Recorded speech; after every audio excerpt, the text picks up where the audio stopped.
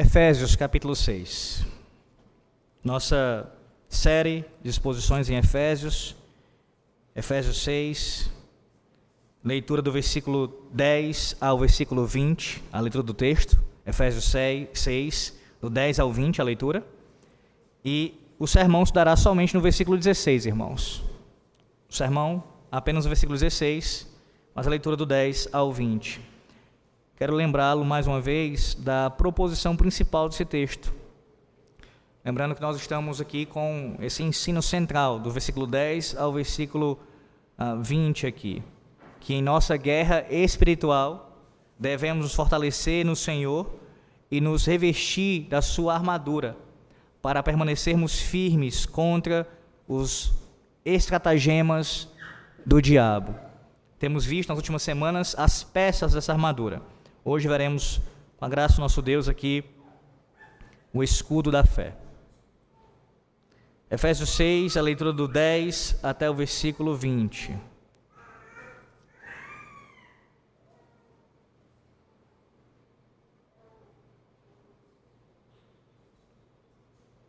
Assim diz a palavra do Senhor nosso Deus.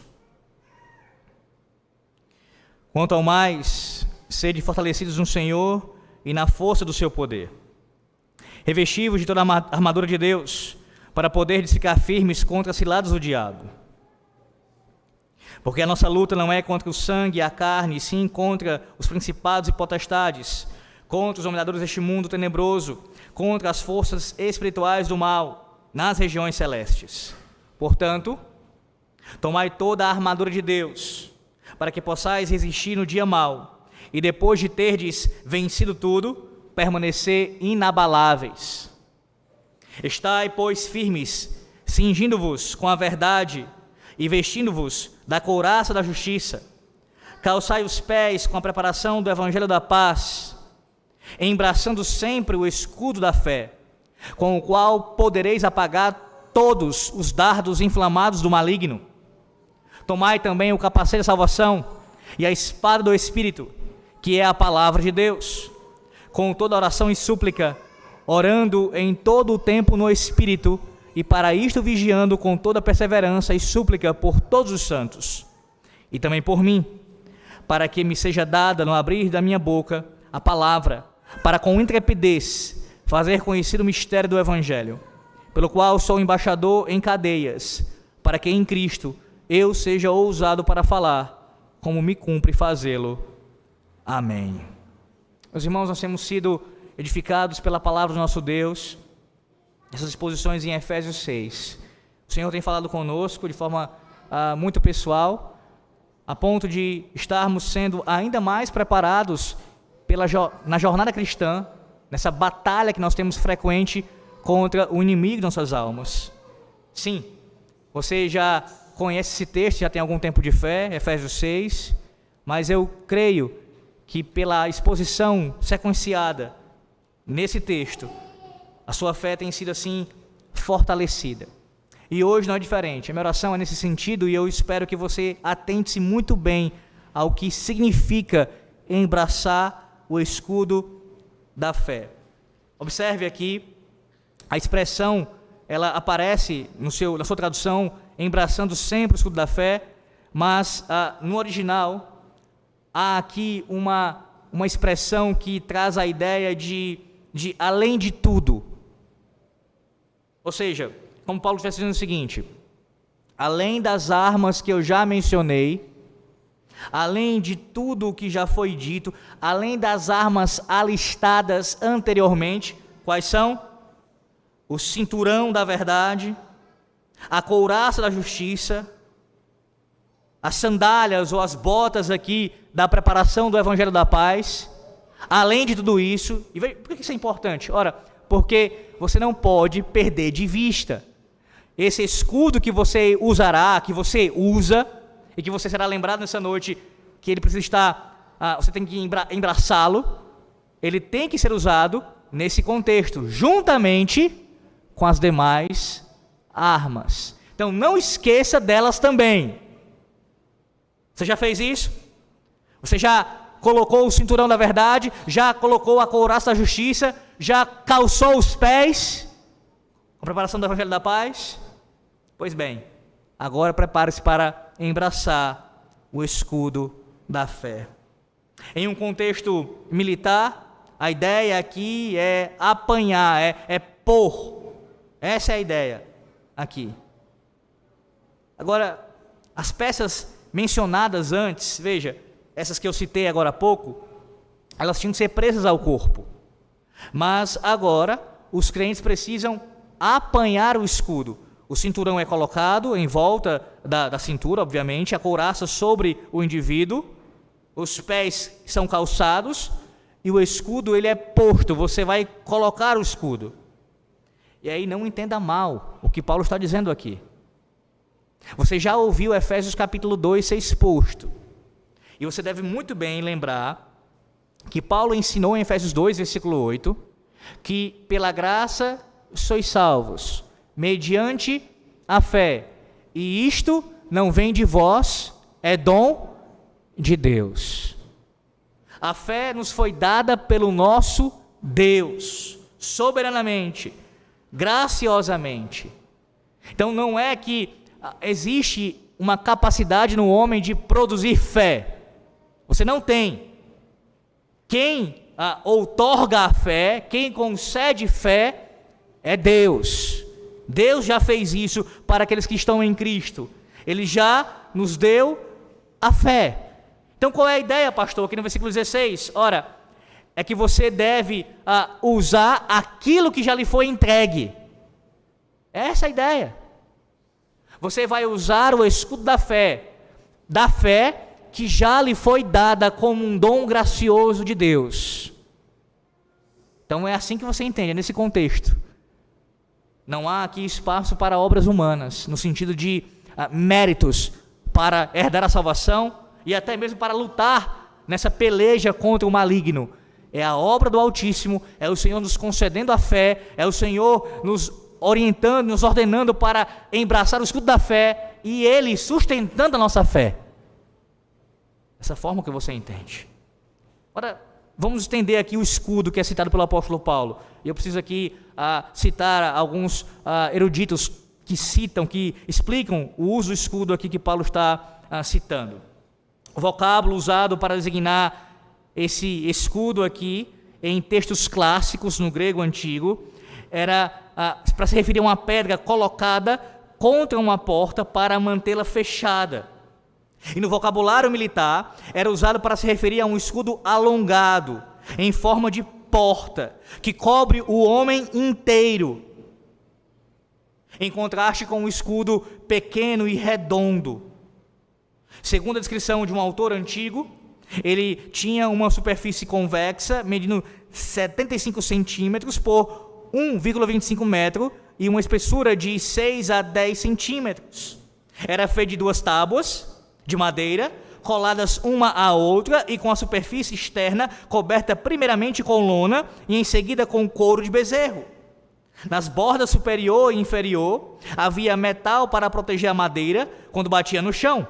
E no centro da parte da frente havia uma protuberância de ferro que fazia com que a maioria das pedras e flechas pesadas ricocheteasse. Esse escudo não apenas cobria o corpo, mas também as outras partes da armadura indicadas anteriormente. Por isso, quando Paulo fala, além dessas coisas, além dessas armas, coloque em braço o escudo da fé, porque ele vai proteger você por inteiro, inclusive até as demais peças mencionadas. Sim, meus irmãos, o escudo aqui citado pelo apóstolo Paulo não é um escudo pequeno, mas a figura aqui é praticamente do tamanho de uma porta. Alguns falam que eram escudos usados, por exemplo, quando os soldados se aproximavam ali de uma muralha e do alto da muralha os adversários jogavam coisas contra eles, eles se defendiam com esse escudo, colocando sobre si, para que ali cobertos não fossem atingidos. Aliás, há um comentarista que diz que a palavra aqui literalmente, e essa é a posição desse comentarista, é literalmente uma porta retangular, cobrindo assim completamente o corpo e sendo essencial para o combate. Por isso, Paulo usa essa imagem aqui de um escudo, como se fosse uma porta, que cobre o indivíduo da cabeça aos pés. É assim que você precisa entender. O escudo da fé, ele lhe protege da cabeça aos pés. É a posse desse escudo, meus irmãos, do escudo da fé, que ajuda os crentes, a você e eu, a existirmos firmemente, de maneira inabalável, ao diabo e às suas maquinações. Se você não embraçar nessa noite o escudo da fé e na sua jornada cristã, nessa batalha contra o maligno, se você não fizer isso, você estará desprotegido. E aí surge a pergunta, você deve fazer, mas, reverendo, que fé é esta aqui mencionada? Eu entendi o escudo, a imagem que o apóstolo Paulo utiliza aqui, de cobrir por completo, uma ideia de uma porta. Mas que fé é essa? A discussão entre os eruditos sobre isso. Mas a posição prevalecente, e eu entendo que essa é a correta à luz do contexto da passagem, é que a fé aqui é no seu aspecto subjetivo. É a fé que Deus, Ele nos entregou, como eu já mencionei, citando Efésios 2:8. Ou seja, a fé como um instrumento pela qual nós somos justificados. Você quer ver isso? Vá lá para Romanos, capítulo 5, versículo 1. Texto que já foi citado outras vezes também nessa exposição de Efésios 6, e é importantíssimo para o contexto. Romanos 5, versículo 1. Veja, Romanos 5, versículo 1.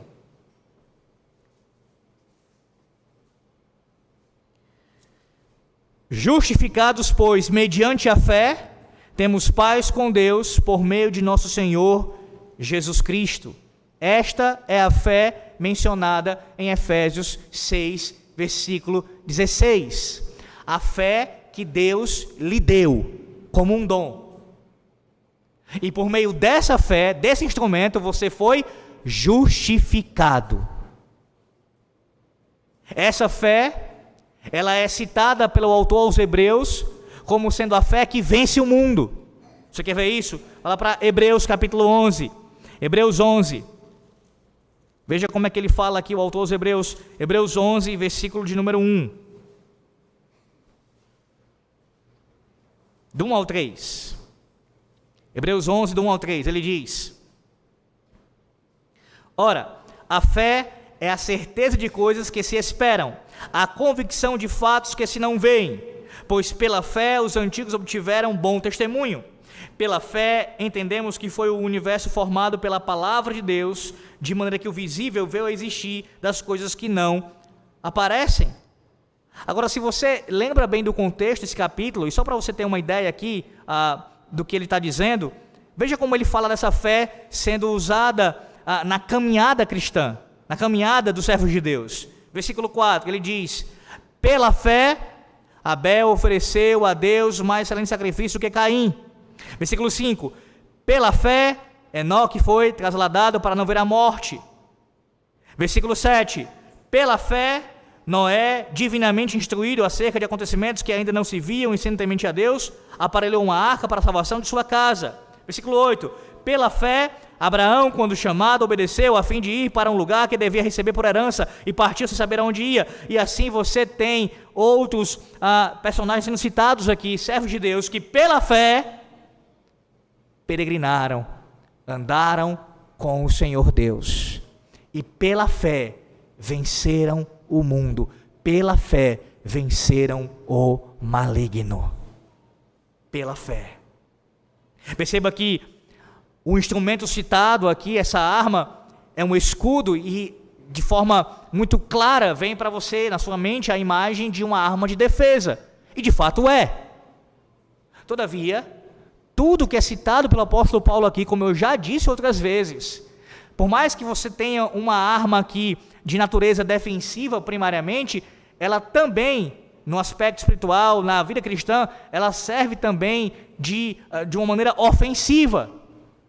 E como aqui, nesse caso, ora, pela fé, embraçando o escudo da fé, você continua a sua jornada, você vai caminhando gradativamente e enfrentando todos os seus adversários, assim como esses homens citados em Hebreus capítulo 11, pela fé, não por vista, não pelo que você pode contemplar com seus olhos físicos, mas pela fé, você continua caminhando, crendo no Deus que fez todas as coisas, pela fé.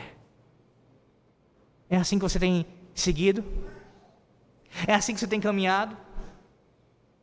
Nós vemos em dias que, de forma terrível, a fé cristã ela tem sido muitas vezes legada a algo meramente natural, e se perde o aspecto, a sua natureza sobrenatural. Sim, é bem verdade que há abusos, há pessoas que, por uma ênfase demasiada naquilo que é sobrenatural, ensinam coisas equivocadas, mas não é por causa dos abusos que nós devemos perder de vista aquilo que a nossa fé, que a nossa doutrina, que a pessoa de Cristo nos ensinou. Ora, a nossa fé, ela é de natureza sobrenatural, meus irmãos. A nossa fé, ela é sobrenatural. Então nós encaramos o inimigo aqui descrito em Efésios 6, que ele é um ser sobrenatural, ele é um ser espiritual, invisível aos seus olhos. E muitas guerras que você trava, inclusive relacionadas a ele, você não enxerga. Você não pode ver com os seus olhos físicos. E se você não tiver uma percepção sobrenatural da vida, se você não observar as coisas ao seu redor assim, pela palavra de Deus, com discernimento, certamente você não estará atento para as armadilhas, para as circunstâncias que venham a lhe tentar e até lhe conduzir para longe de Cristo. Você precisa caminhar nesse mundo pela fé, pela fé. Se você simplesmente, pegando um outro exemplo aqui, olhar para uma situação adversa na sua vida, um sofrimento, seja em qual for a área, e não enxergar essa circunstância pela fé, ver a doença como um fim em si mesmo, o desemprego como um fim em si mesmo, o problema familiar como uma questão ali meramente horizontal, natural, você não saberá lidar com essas questões. Você precisa encará-las e enfrentá-las pela fé, contemplando o seu Deus, confiando em sua soberania, descansando em sua vontade, cumprindo os seus mandamentos, sendo assim guiado pelo seu Santo Espírito, pela fé. Eu repito a pergunta: é assim que você tem caminhado nessa vida? Pela fé ou por vista? Hoje você é lembrado da necessidade de você embraçar esse escudo. Você precisa embraçá-lo, necessita fazer isso. Caso contrário, você não estará protegido contra o que Paulo fala em seguida. Ele diz o seguinte: com o qual podereis apagar todos os dardos inflamados no maligno. Observe que a expressão aparece aí no tempo futuro, com o qual podereis apagar, mas a expressão aqui usada por Paulo com relação ao futuro não é para se referir a um conflito que acontecerá meramente no futuro, não é isso, contra as forças satânicas, mas faz referência aqui a todo o período, a toda a duração deste conflito enquanto você viver. Não é algo que vai acontecer ainda no futuro. A partir do momento que você creu no Senhor, você já entrou em conflito contra o diabo, e isso dura toda a sua vida. E aí ele diz, esse escudo, ele deve ser usado em todo momento, e o propósito aqui é extinguir essas flechas ardentes. Meus irmãos, há muitas referências a flechas usadas em batalha no texto bíblico, e não apenas no texto bíblico, até mesmo fora do texto bíblico, em outros escritos. Esse vocábulo aqui usado pelo apóstolo Paulo, ele podia ser usado para qualquer tipo de arma pontiaguda que era arremessada, mas especialmente com relação a flechas e dardos.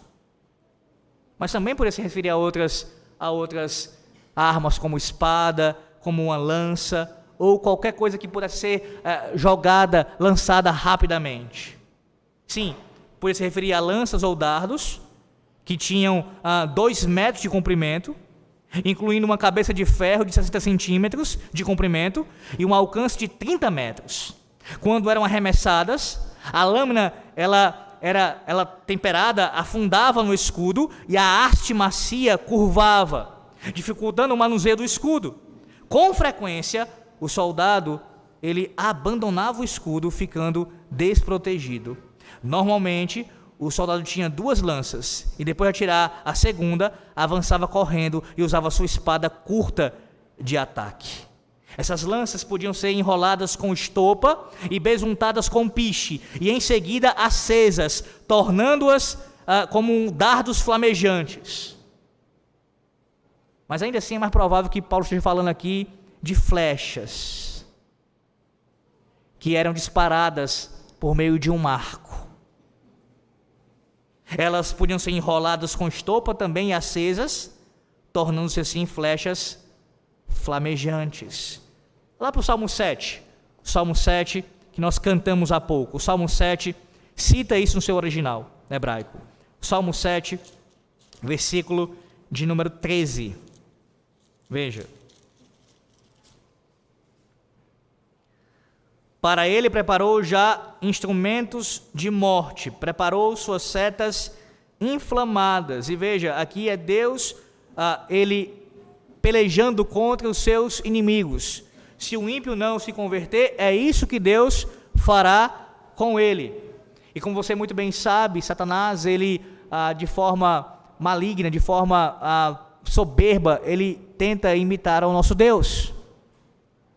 Assim como o salmista diz no Salmo 7, que Deus, ele prepara a sua espada, ele prepara a sua lança, ele prepara a sua flecha contra o ímpio, e ele vai assim usá-la contra aquele que não se converter. O diabo usa a sua flecha, os seus dardos inflamados contra os crentes. Meus irmãos, essa não é, de maneira nenhuma, uma referência a algo abstrato. Eu quero voltar a sua mente para isso novamente. Paulo está falando de uma pessoa, de um ser. Ele já deixou isso claro no início de Efésios 6. Ele deixou isso muito claro em Efésios 6. Veja, no início de Efésios 6, ele diz, no versículo de número 11, no final dele, para poderdes ficar firmes contra as ciladas do diabo. Ele repete aqui no versículo 16, citando o maligno. A nossa luta, nesse caso aqui em Efésios 6, é contra um ser, contra uma pessoa. Não é uma mera força impessoal, maligna. Na verdade, isso até é uma contradição. Como eu falei ontem aqui no estudo que eu dei na igreja acerca combatendo o ateísmo. Assim como é um absurdo você falar de uma força impessoal que criou todas as coisas, também é um absurdo falar de uma força, mera força impessoal, maligna, que incita os homens ao mal, a praticarem o mal. Ora, isso já é uma demonstração da sua pessoalidade, a intenção, a propósito, a objetivo. É o diabo quem faz isso. E Paulo trata aqui com ele de forma direta. Não há possibilidade alguma aqui de negar a sua realidade. Ele existe e é contra ele que nós pelejamos. Pois bem, ele é descrito aqui como aquele que lança esses dardos ou essas flechas inflamadas. Observe que, além disso, com relação aos escudos ainda, veja, como é que você se protege disso? Pensando aqui nos soldados, como é que eles faziam? Antes da batalha, os escudos eles eram imersos em água, encharcando a capa de couro e a lona debaixo do couro, o que também ajudava a apagar os mísseis flamejantes. Aqui, as flechas flamejantes, elas seriam apagadas quando penetrassem no couro do escudo. E não há dúvida de que algumas das flechas eram desviadas para o chão. mas aquelas que se prendiam ao escudo, elas eram apagadas. Então, lançavam-se essas flechas flamejantes e elas acabavam sendo apagadas pelo escudo, por terem assim sido embebidos.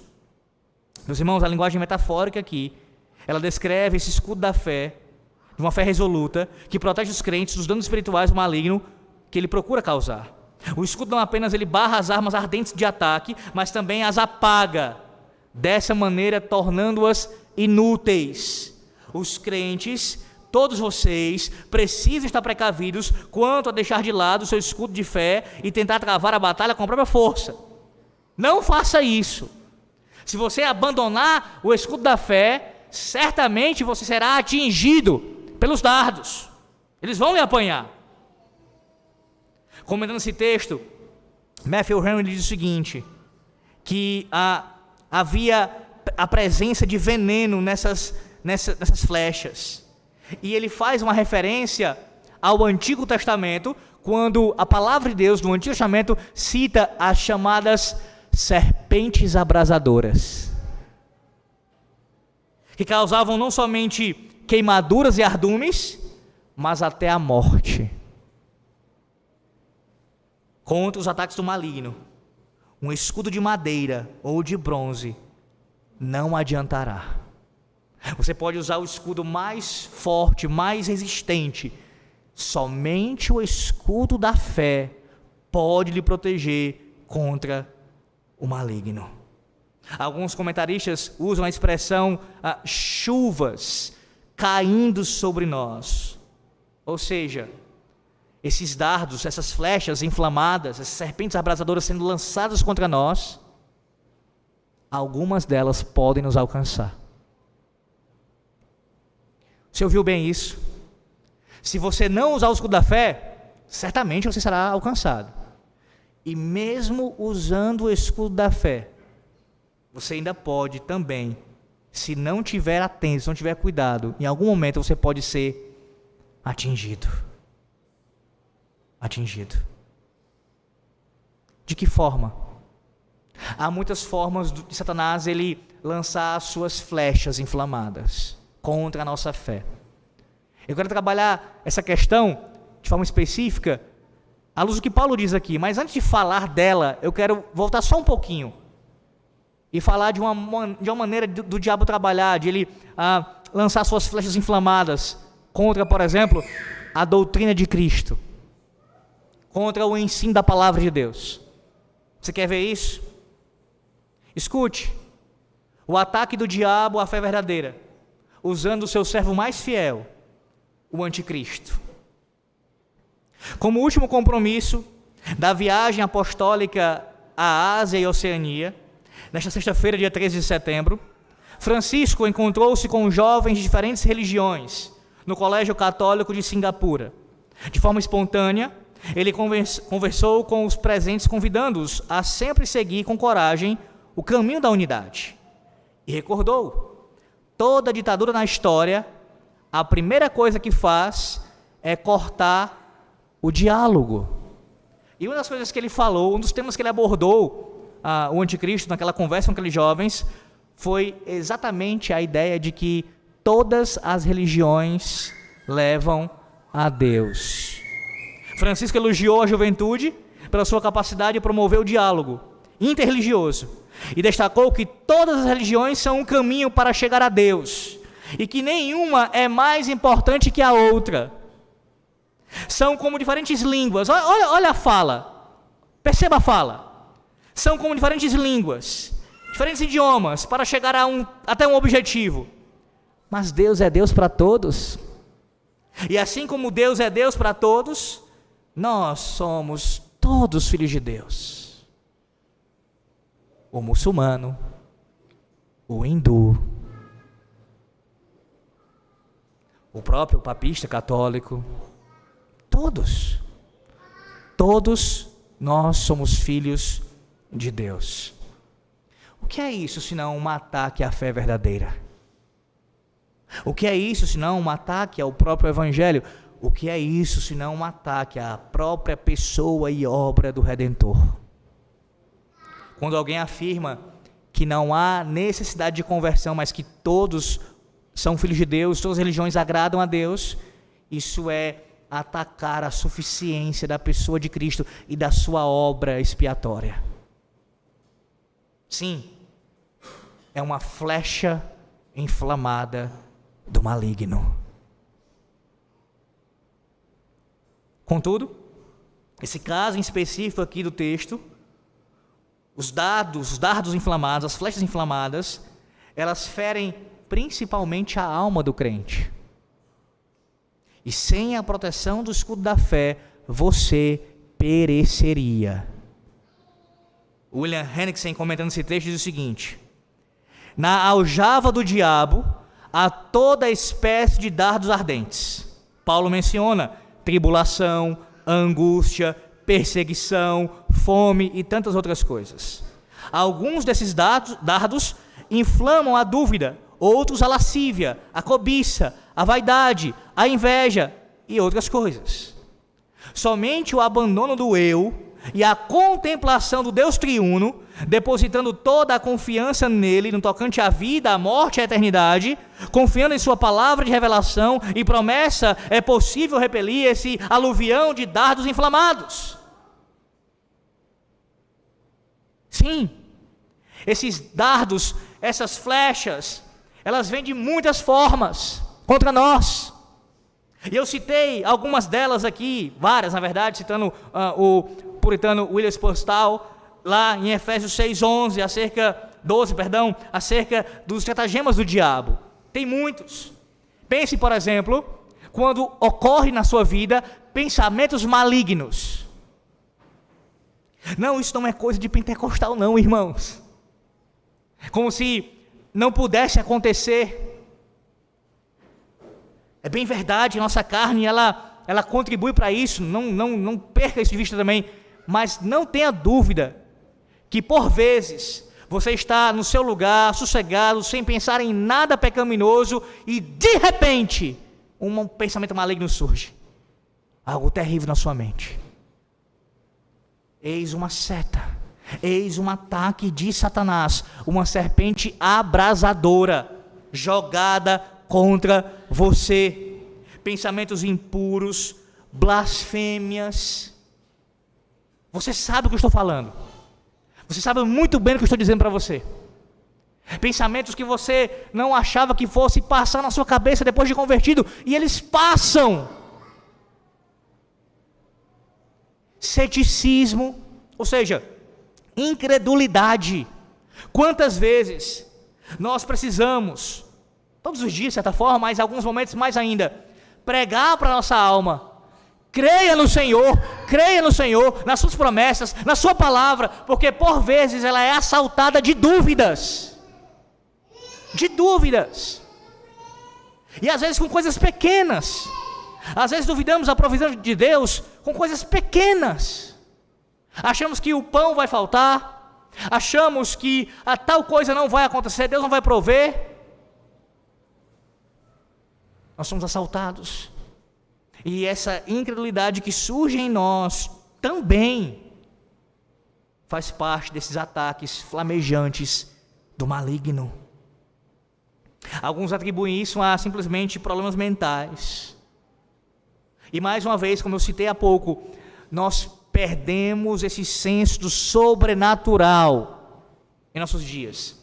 Sim, muito por conta do que o iluminismo trouxe, e o próprio liberalismo teológico, assim, contrariando o que a Bíblia fala sobre o sobrenatural, acerca do sobrenatural, e precisamos resgatar isso. Não de maneira pentecostal ou não pentecostal, Deus nos livre de tal coisa, mas pela palavra de Deus, crendo que Deus é real, que Ele, em sua providência, Ele trabalha em nosso meio e fala conosco pela sua palavra e nos guia. E o diabo e os demônios também são reais, e estão trabalhando contra nós e contra o reino de Deus, diariamente. E parar de colocar isso meramente na conta de questões mentais. Eu não estou entrando no mérito delas aqui, todas elas, não estou falando isso. Apenas salientando que, no mínimo, você deveria pensar: nem tudo é uma questão meramente mental. Na verdade, se você observar bem o que a Bíblia fala sobre isso, do próprio Cristo tendo embates ali, conflitos com pessoas que assim são tratadas como problemáticas em suas mentes, você verá a presença de demônios. E esse dardo, essa flecha inflamada, só pode ser arrancada pela fé. Pela fé.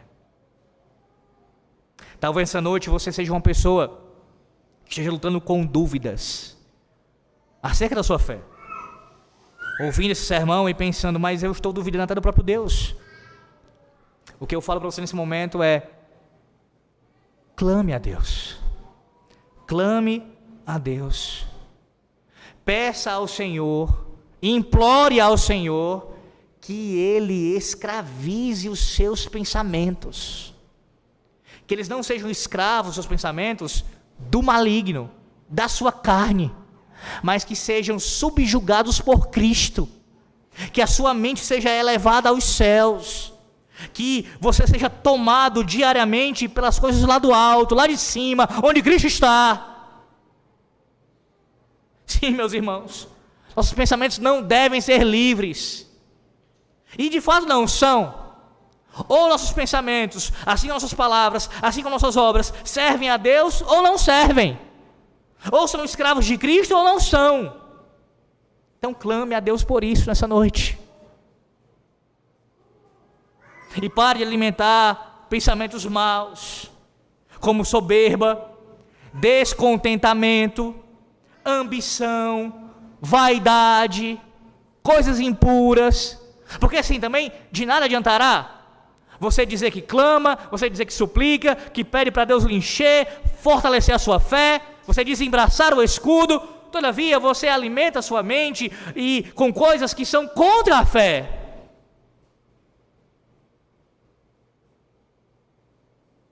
Essas coisas irão cada vez mais lhe levar para as trevas.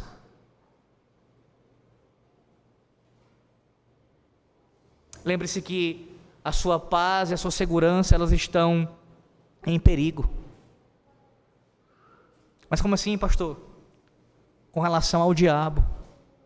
Vá para 1 de Pedro. 1 de Pedro, capítulo 5. 1 de Pedro 5. Veja o que diz o apóstolo Pedro. 1 de Pedro 5, versículo 8.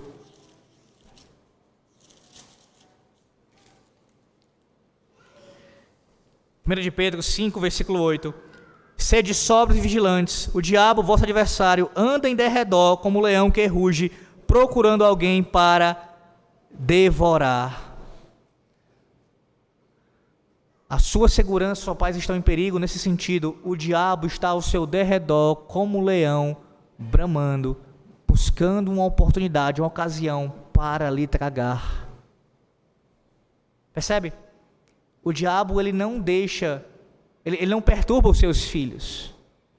Os seus filhos, os seus servos, eles permanecem quietos. Nós, os crentes, ficamos inquietos, porque ele os perturba frequentemente. Mas aqueles que estão com o diabo, não são perturbados por ele. E por causa disso, eles têm uma falsa sensação de segurança. E quanto mais seguros eles acham que estão, menor é a sua percepção da necessidade de Cristo. Não é exatamente isso que acontece? As pessoas acham que estão muito bem, muito confortáveis. Ora, eu tenho dinheiro, eu tenho bens, eu tenho família, eu tenho saúde, eu tenho várias coisas, eu estou muito bem. Uma falsa sensação de segurança. E o diabo utiliza-se dessas coisas para deixá-los assim, mornos, quietos. Mas ele não nos deixa quietos. Veja o versículo 9, 1 de Pedro 5, versículo 9 agora.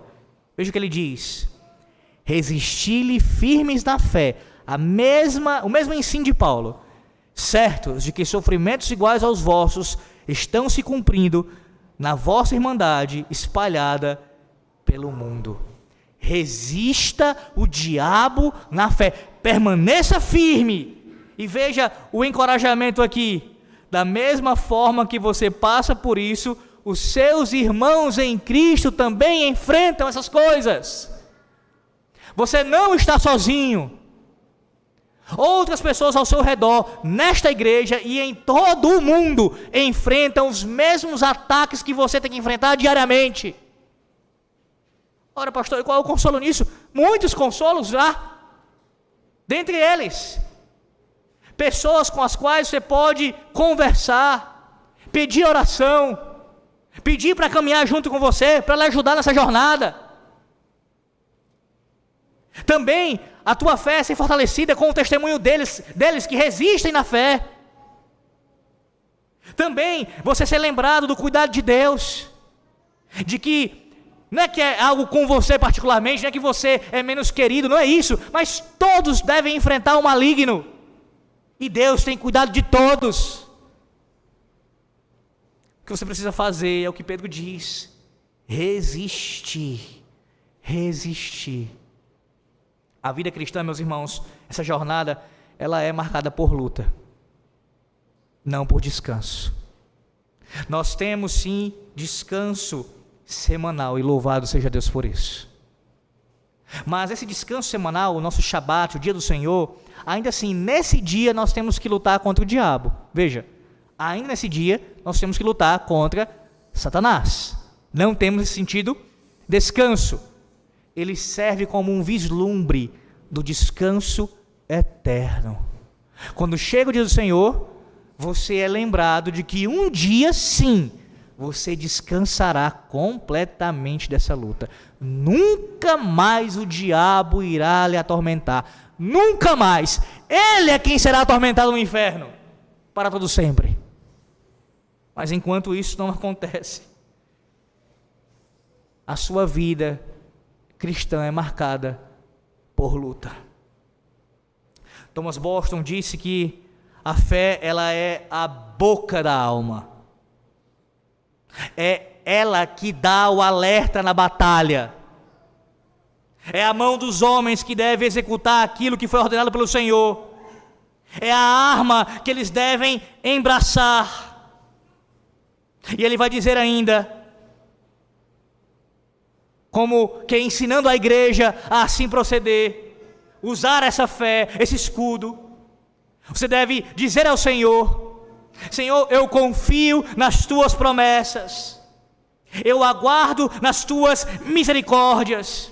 Em mim não há força, em mim não há nenhum tipo de mérito, em mim não há nenhuma condição de fazer qualquer coisa contra o maligno. Em ti eu me refugio, e somente em ti. Além disso, meus irmãos, precisamos permanecer na fé, como diz o versículo 13. É a fé em atividade, e essa é outra marca da vida cristã. É um caráter de continuidade, de permanência. Não é uma situação esporádica. Você não creu, a não ser que você acontecesse com alguém, como aconteceu com o ladrão na cruz. A pessoa crê e de forma imediata ela vai ter com o Senhor. Se não for esse o caso, como não é o caso de vocês que estão aqui, você creu no Senhor e você viverá um tempo ainda nessa terra. Então a sua vida, ela há uma continuidade, há uma permanência, e por isso você precisa resistir firmemente. Mas também não perca de vista, não esqueça, ou melhor, não deixe se atentar para o fato de que algumas feridas e marcas ficarão. A fé que nós temos é dentro de um combate, e não tem como você fazer parte de um combate, ainda mais um combate como esse, sobrenatural, terrível, com o pior dos inimigos, sem deixar nenhuma marca na sua vida. Marca. Muitas marcas.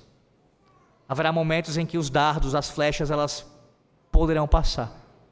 Como eu citei alguns exemplos disso. E você será ferido. E quem é que pode lhe proporcionar a cura? Quem é que pode sarar essas feridas? Quem é que pode lhe dar mais condição de continuar batalhando? Cristo, pelo seu Santo Espírito. A principal marca que você precisa ter nessa batalha, nós veremos ainda no final de Efésios, mas só adiantando um pouquinho isso, são as marcas de joelhos dobrados, de uma vida de oração. Com essas marcas de uma vida de oração, você tem a sua esperança renovada no Senhor. E por mais que você tenha receba ataques que lhe atinjam ainda, você poderá dizer: o Senhor é a minha esperança, o Senhor é a minha luz. Pastor, e com relação às tentações? Como lidar com elas? Eu também já falei sobre isso aqui, mas deixe-me lembrar a você. O Senhor, em sua palavra, Ele nos promete nos livrar das tentações. Então você tem sempre que orar, pedindo ao Senhor que o livre das tentações. Senhor, não permita que eu passe por uma tentação. Mas o Senhor também lhe livra nas tentações. Senhor, se em tua providência eu passar por uma tentação, se o maligno me tentar, que eu venha a resistir à tentação, que eu não venha a cair nela.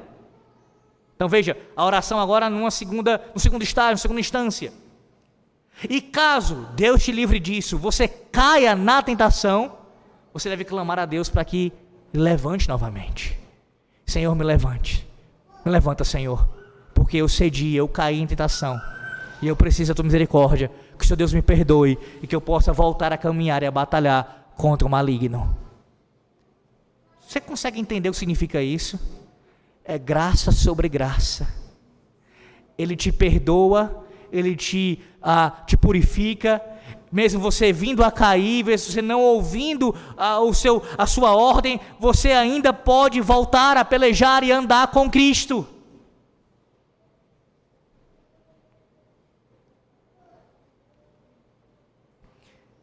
De forma bem mais específica ainda, como é que a gente lida com elas? E com todos os demais pecados, inclusive da incredulidade. Eu quero trazer à sua memória a teologia da aliança. Você precisa lembrar, e aqui em termos bem pastorais e práticos mesmo, nós não somos aliancistas, meus irmãos, simplesmente porque nós achamos que isso é o melhor. Nós cremos que Deus, em sua palavra, nos revelou que a maneira pela qual Ele se relaciona com o seu povo é através de um pacto. O pacto da graça. E este pacto deve ser cumprido por nós não apenas de forma teológica, não apenas em teoria, mas também vivermos em nossa prática, em nossa vida.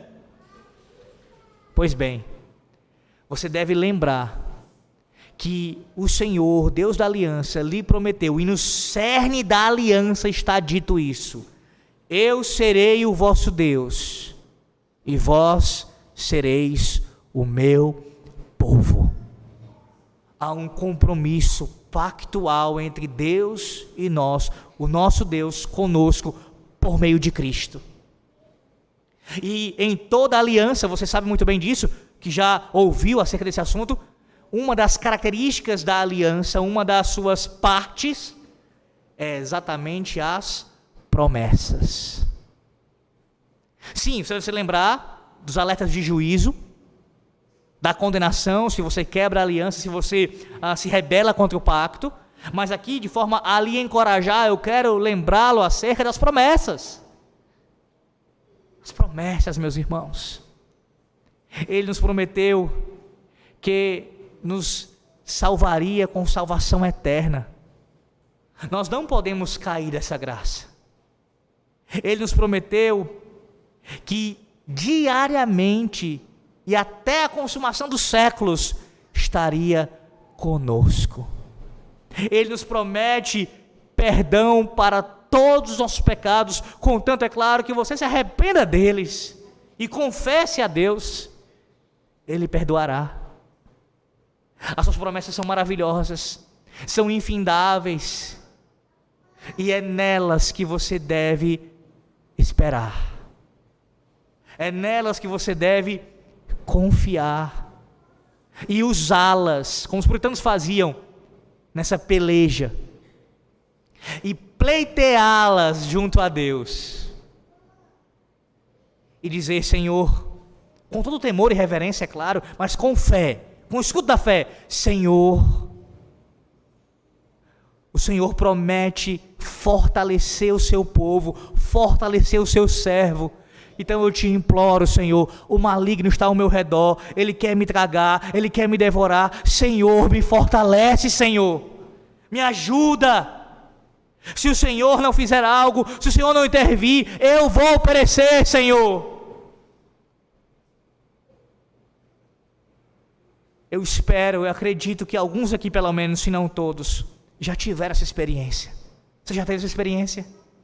De fazer uma oração ao Senhor, nesse sentido, dessa mesma forma aqui, ou semelhante ao que eu estou falando aqui, e experimentar a bondade do Senhor em lhe responder? Por exemplo, lhe livrando de uma tentação que você estava sofrendo? Claramente, ela estava diante de você, estava lhe tentando, e você, Senhor, me ajuda! E o Senhor livrar?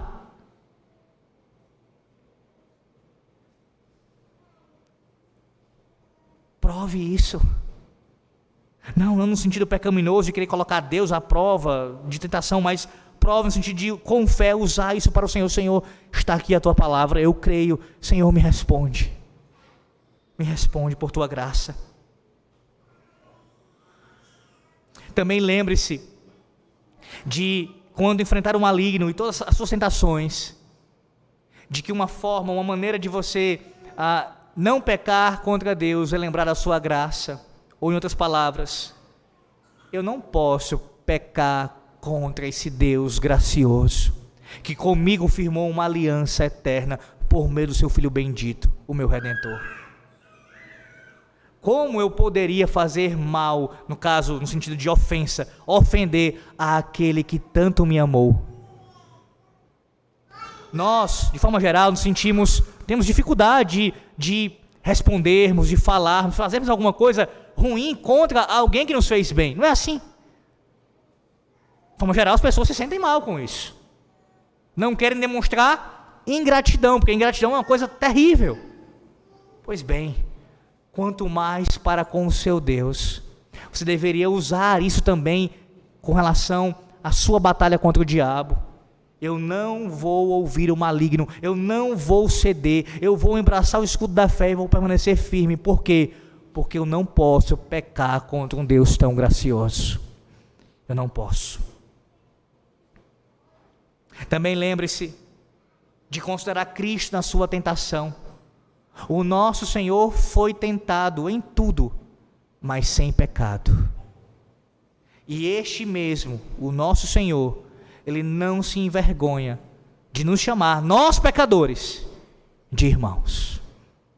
Outro encorajamento para você. Outro encorajamento para você, importantíssimo. Vai para Romanos 16, versículo 20. Romanos 16, versículo 20, estamos caminhando para o final. Observe como a palavra de Deus nos responde de forma tão vívida acerca dessa questão de podermos confiar e descansar em Cristo contra esses ataques, essas serpentes abrasadoras. Romanos 16, versículo 20. E o Deus da paz, em breve, esmagará debaixo dos vossos pés a Satanás, a serpente. A graça de nosso Senhor Jesus seja convosco. Que promessa maravilhosa, meus irmãos. Ele já esmagou na cruz e ainda o fará naquele grande dia.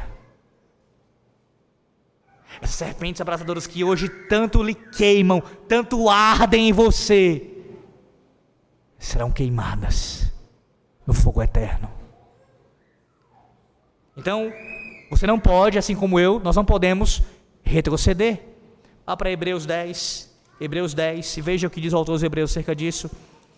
Não podemos retroceder. Hebreus 10, versículo de número 39, Hebreus 10. Mais um encorajamento para você, Hebreus 10, versículo 39.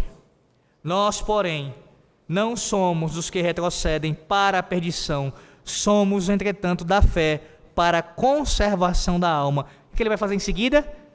Escreveu o capítulo 11. Pela fé, pela fé, pela fé.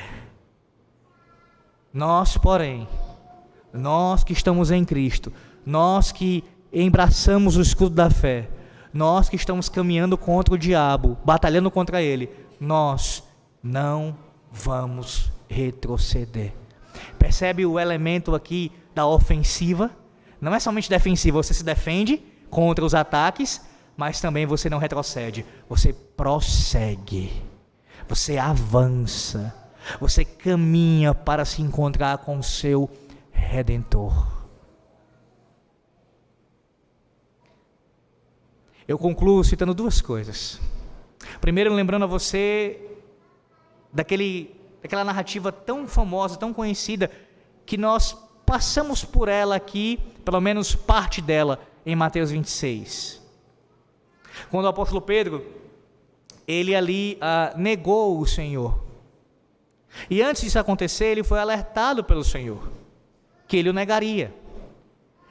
E em uma das narrativas é dito que Pedro, ele contra-argumenta, como você viu também ali, com o Senhor Jesus Cristo, e o Senhor diz claramente para Pedro, que o diabo, ele queria peneirá-lo. Peneirá-lo. Sabe o que significa isso, irmãos? Que se nós, inclusive o apóstolo Pedro, se nós ficássemos à mercê das nossas forças, sem o escudo da fé, se fosse por nós simplesmente, o diabo iria nos esmagar. Ele é muito mais poderoso, ele é muito mais inteligente, ele é muito mais sagaz, ele é muito mais capacitado, habilitado do que você possa ser um dia, pelo menos nessa terra, falando disso, nesse contexto. E o que foi que livrou Pedro? Cristo diz, porém, eu roguei por ti.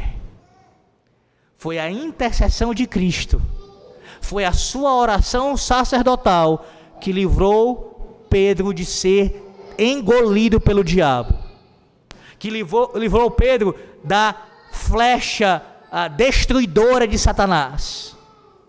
Pedro ainda caiu, veja, ele ainda cedeu à tentação e negou Cristo, mas não permaneceu caído, por causa da intercessão de Cristo. Fica o alerta para você e para mim nessa noite. Não confie na sua força, não confie na sua convicção, porque eu acho, porque eu creio, porque até o momento eu nunca caí nessa questão. Não confie em Cristo, na sua intercessão sacerdotal, na sua mediação perfeita. Confie em Cristo.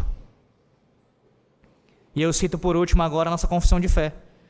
Nossa confissão de fé no capítulo 14. A confissão de fé de Westminster, capítulo 14, da fé salvadora, seção 3. Que cita como base exegética para uma das proposições, Efésios 6,16. Esta fé é de diferentes graus, fraca ou forte. Pode ser muitas vezes, de muitos modos, assaltada e enfraquecida. Sim, a sua fé, a minha fé, muitas vezes, a fé salvadora, pode ser muitas vezes assaltada e enfraquecida, mas sempre alcança a vitória, atingindo em muitos a uma perfeita segurança através de Cristo, que é o que você deve almejar nessa noite, que é tanto o autor como também o consumador da nossa fé.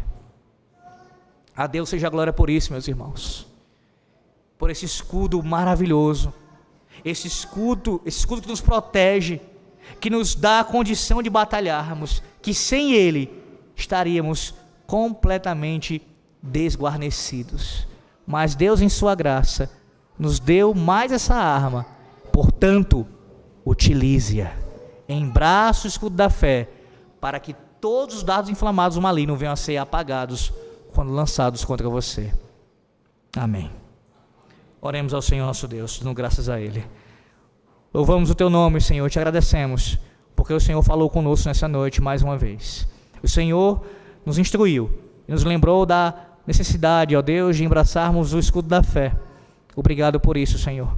Obrigado pela Tua palavra que foi claramente exposta, e te peço, Senhor Deus, eu te imploro que o Senhor venha aplicar aos corações aqui que ouviram essa mensagem, que nós saiamos essa noite, cada um de nós, embraçando o escudo da fé, e que quando Satanás lançar suas flechas malignas contra nós, elas venham a ser apagadas, ó Deus, porque o teu poder está conosco, porque a tua presença está conosco, porque a fé que o Senhor Deus já nos entregou está conosco, e em ti nós cremos, ó Deus, e confiamos.